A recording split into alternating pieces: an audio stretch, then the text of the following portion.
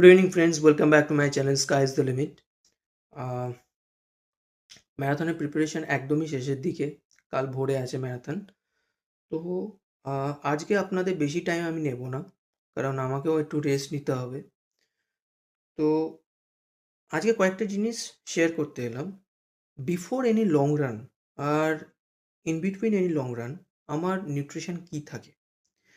Generally before any workouts আমি pre workout meal নিই না।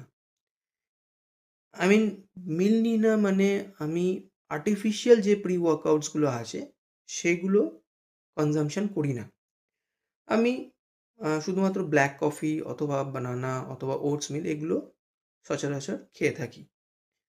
বাট যেহেতু এটা লং রান আর এখানে একটা পারফরমেন্স এনহ্যান্সিংয়ের ব্যাপার রয়েছে, তো সেক্ষেত্রে আমি before any long run red বুল ইউজ করি।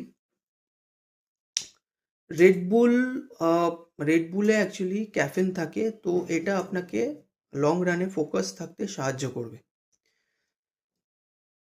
এটা 20 থেকে 25 মিনিট আগে, রানিংয়ের আগে আপনি নিতে পারেন, বাট হ্যাঁ লিমিটেড কনজাম্পশন করবেন। আর একটা জিনিস, ইন বিটুইন রানিং আপনি কার্বস হিসেবে ম্যাক্স প্রোটিনের